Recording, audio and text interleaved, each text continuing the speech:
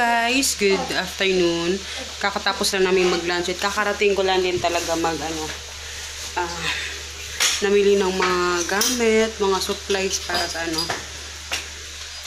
So, kakatapos lang namin kumain. Yung mga nabili ko na mga supplies, ito yung supplies na nabili natin.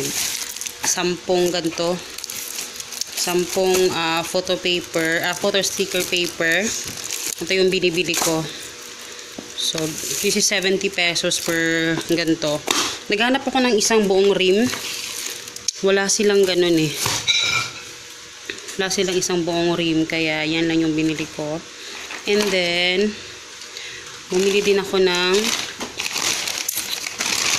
ito, milk at saka cookies ni Hagrid. Ayan. Yung Chips Delight na mini. So, ayan. And then, to supply din to sa alcohol na ito yung raray ko. Nano ko ng electric fan. Series yung brand niya. 70% ethyl alcohol. Mas mura to compared sa yung may mga brand. Ito 300 lang. 365, 345. Parang maganon yung price niya. Mas mura to. And same lang na din naman sila yung 70% din naman to ethyl alcohol. Kasi ito yung pinang-refill ko doon sa yung sa production natin doon sa lumpia sa kabila. At saka dito na rin sa amin. So may free pa siya na ito pang spray. So yan. Tapos ito naman, ano ba to? Toothpaste at saka lotion na Myra. Ayan. Yan lang yung nabili natin. Tapos, ito, bumili din ako ng board. Ang gusto ko kasi dito, sa Unitap ko to nabili, meron siyang lagayan ng ganito, lagayan ng pen. Itong isa kay Hagrid ito, pero hindi siya ganun ka talagang solid, no? Manipis lang siya, pero carry na to. Ito kasi yung isa idadalhin ko dun sa kabila, dun sa production natin, dahil yun ilalagay natin doon. And then ito kay Hagrid at saka sa ito tig-isa sila, 169 lang ito.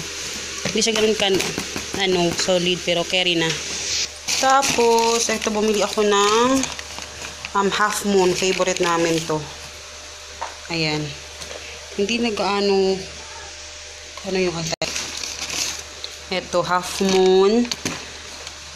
Bumili ako ng ganyan. Favorite namin yan. And then, bumili ako ng ito kasi, ito yung laging hinahanap ni Hagrid, yung pang whiteboard na mga pen. So, magdadali din ako dun sa kabila. And then, magnetic. Ayan. Kasi dito namin nilagay yung aming yung sales everyday. So, kailangan ko ito pala, yung Korean, tagal na nito. Yung Korean na yung binigay sa akin nung nasa pa kami. Sa pangit na bahay. Yun yung nagpadala. Thank you. Andito pa rin siya. Then, yan. Ito, may nabili ako ng magnetic na smiley.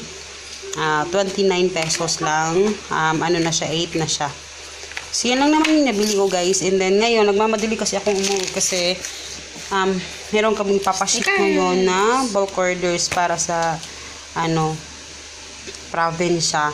And then, magmi-mix pa ako ng para sa lumpia namin. So, ayan, medyo busy ngayon. And, ang sinadya ko lang talaga yung pinaka-importante, yung mga stickers. Kasi yung mga longganisa kahapon, siniled ko lang siya. Wala ng mga stickers kasi nga, ubos lahat yung stickers namin. Kaya ngayon, ayun, marami na akong stickers.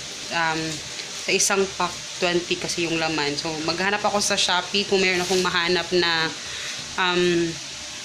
yung talagang rim talaga siya na marami. Kasi, kailangan, mas magastos yung ganyan. Kasi, diba, naka single siya na mas maganda yung rim talaga. So, anyway, mag-update ako sa inyo mamaya, guys. Ayan, hello, guys. Ayan, good afternoon. Actually, 1 PM na. Kakarating lang namin. And umalis kasi kami ni Papa. And ngayon, today is Sunday pala. So, So, hindi na ako nakakapag-vlog kaninang umaga. Pero, ayun. So, anyway. So, ayun. Namili kami ng ano. Actually, hindi talaga kami nag-grocery na ano. Kasi marami pa kaming stock sa pagkain sa loob. Marami kaming mga dilata. May mga ano pa. May mga makakain pa kami. Kaya, bukas bibili na si Papa ng isda. So, bukas na niya bibilhin yon. And, so, ayun. Dahil wala kaming grocery.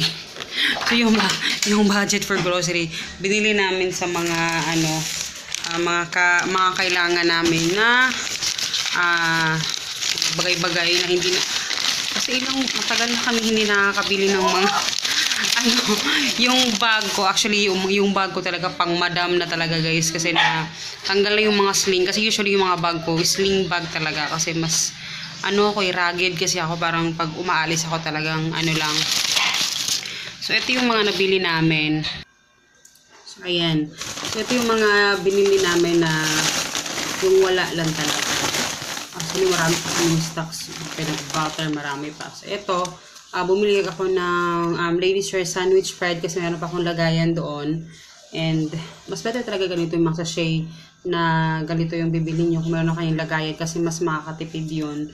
Kasi yung bottle, binabayaran din natin yun.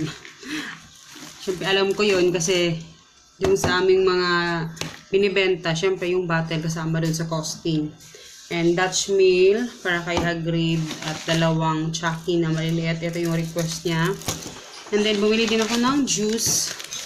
8 o'clock, namimiss ko to. Itong pineapple na 8 o'clock. Ito yung, pag umiinom ako nito, naaalala ko yung kabataan ko nung elementary. Kasi, nung elementary ako sa grade 1, ito lagi yung binabaon namin. Yung nakalagay dun sa malaking, alala nyo yung parang malaking ano na, sisip-sip doon. Ito lagi, pineapple. And then, tangdalandan. And then, itong Nubake na sa Gardenia na brand. Na wheaten bread. And then, bumili din ako ng ano. Actually, every grocery namin na ano, bumili ako nito sa Goldilocks, sa Red Ribbon. Ito. Tinatry namin lagi yung mga cake nila. So, ito ngayon, yung choco cake slice.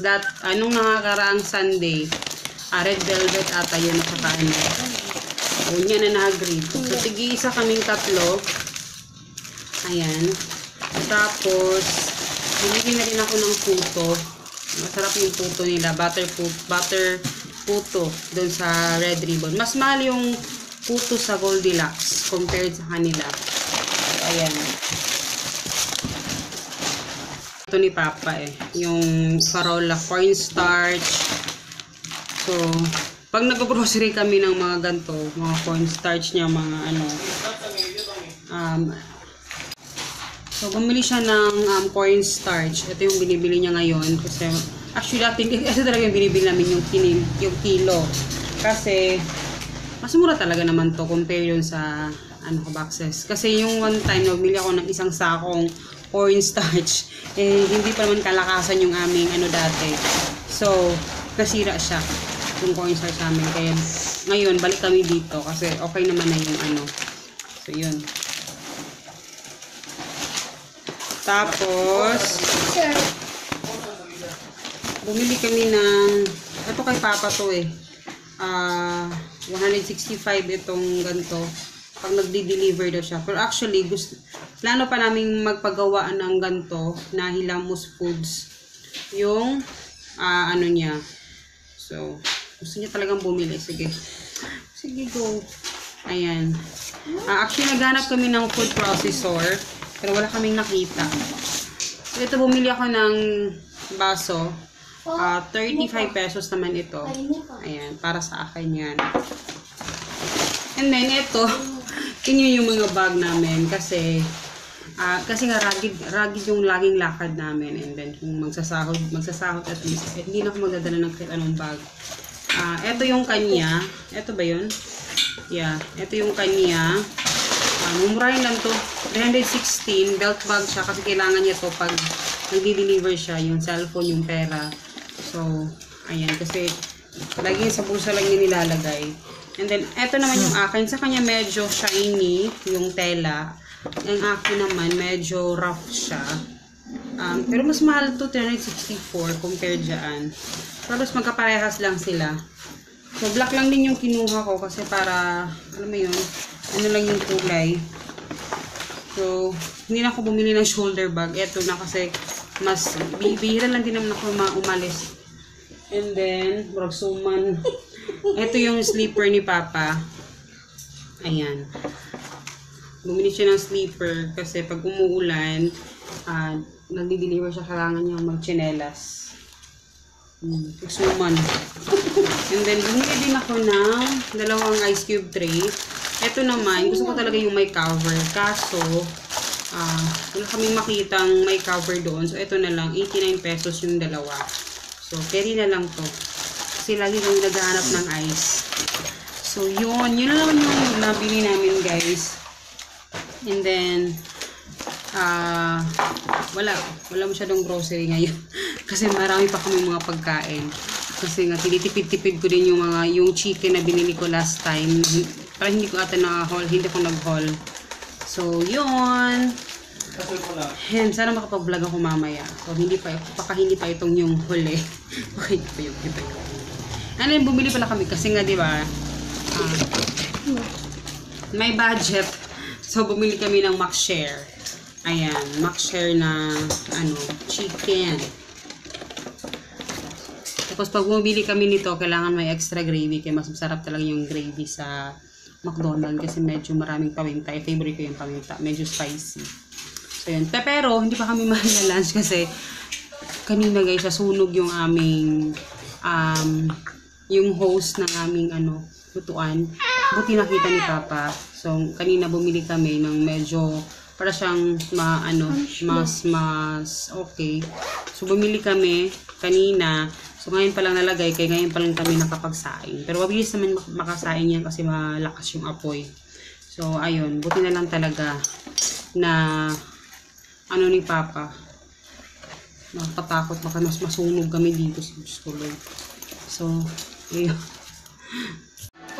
Tapos pala guys, naalala ko, may mga nagtatanong sa akin, bakit to ang puti-puti ng mukha? Bakit ang puti-puti ng mukha ako sa camera? Actually, sa lighting talaga yan. Kasi yung bintana namin nandito talagang, pag ganitong oras, maganda yung lighting. Kaya maputing-maputi yung mukha ko. Pero pag, hindi talaga maputi. Hindi naman maitim, pero hindi naman talagang gano'ng kaputi. Ayun. Tapos wala namang filter yung ginamit ko. Yun naman talaga. Pero sa lighting, maganda yung lighting na ganito. Feeling ka. Ayun, yung mga nagtatanong.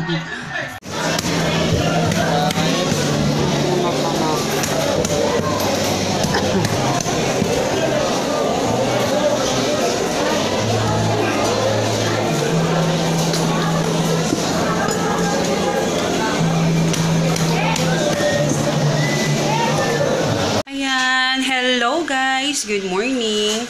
And today is Monday. Kanina 5 PM kami umalis kasi pumunta kami sa palengke. Namili kami ng mga, kasi last week isda at manok yun. Ngayon naman this week puro kami pork at saka chicken. Yan this week naman puro kami isda. So bumili kami ng bangus, and then dito isa pa bluefin tuna. Ayun, bumili kami noon. Tapos, yun yung binili namin lahat. And then, konting karne na para sa lang, ilalagay namin sa, tawag dito, munggo. At saka, may pork konti, pero para sa munggo kasi yun. At saka sa kinilaw.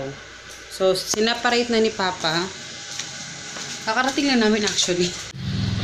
Dumi ng aming ref. So, ito yung nagawa niya. Ito, bangus to eh. Ang nagawa namin, 2 kilo na bangus yung binili namin. So, ang nagawa ni Papa is 4 na bangus. And, ito pala. Ito yung 4 na isda. Tapos, ito isang chicken. And, meron pa kami natirang natirang ulam burger. Ayan, sa last week yan na binili namin. Bangus. Then, eto, meron ng longganisa dito kasi hindi na magkasya dun sa freezer na malaki. And then, etong ice, ililipat ko to kasi may mga isda eh. Yung problema dito, walang cover. So, ayan. So, wala kaming, kasi kami ngayon, wala kaming longganisa. Hindi kami nagpaano ng longganisa at saka lumpia kasi, kami ngayon, marami kaming stocks. So, nagkalat-kalat pa yung stocks namin. Ayan yung mga stocks, so nagkalat-kalat na siya. Ayan. So, tabang. Tapos, ito naman, iaano ko to. Ang tawag dito. Isusok ko to sa water. Kasi lulutuin ko to mamaya. So, 1/4 ito.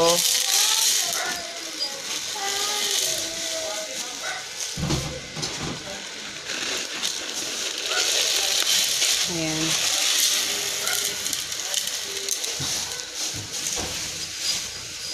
Ating ang tubig.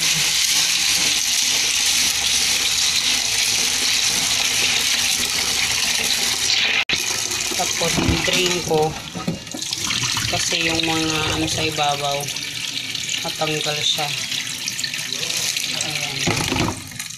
Saka na ito isasok.